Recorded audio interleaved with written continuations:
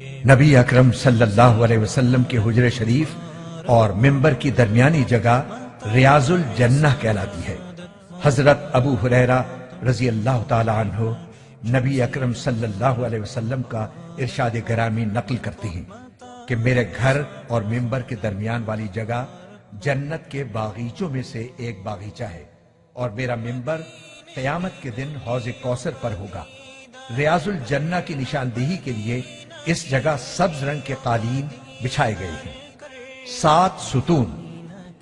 یوں تو مسجد نبوی کا چپا چپا نور فشاں ہے، مگر ریاض الجنہ کے وہ 7 ستون جنہیں سنگ مرمر کے کام اور سنہری میناکاری سے نمایاں کر دیا گیا ہے، خاص طور پر قابل ذکر ہیں۔ یہ ستون روضہ انور کی مغربی دیوار کے ساتھ سفید رنگ کے ذریعے ممتاز کیے گئے ہیں۔ یہ ایک خاص ستون ہے اور ان کی درمیانی جگہ جنت کا ٹکڑا ہے۔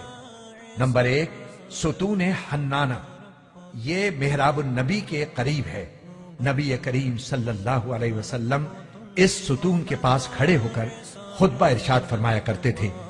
یہی وہ کھجور کا درخت دفن ہے جو لکڑی کا ممبر بن جانے کے بعد آپ صلی اللہ علیہ وسلم کے فراق میں بچوں کی طرح رویا تھا۔ نمبر 2 ستون عائشہ صدیقہ۔ ایک مرتبہ نبی اکرم صلی اللہ علیہ وسلم نے ارشاد فرمایا کہ میری مسجد میں ایک ایسی جگہ ہے کہ اگر لوگوں کو وہاں نماز پڑھنے کی فضیلت کا علم ہو جائے تو وہ قرآن اندازی کرنے لگے۔ طبرانی۔ اس جگہ کی نشاندہی ام المومنین حضرت عائشہ صدیقہ رضی اللہ تعالی عنہا نے فرمائی تھی۔ یہ وہی جگہ ہے۔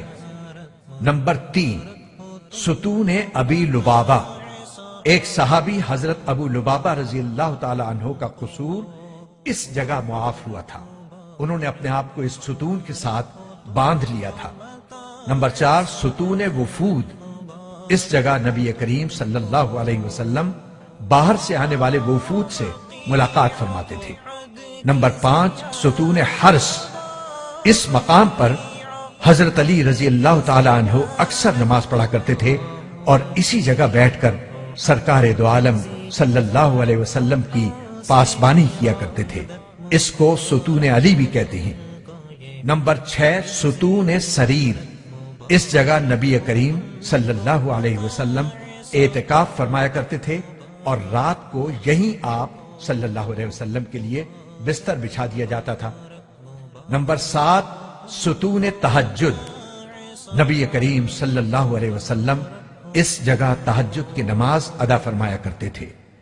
یہ تمام ستون اس حصہ مسجد میں ہیں جو حضور اقدس صلی اللہ علیہ وسلم کے زمانے میں تھی۔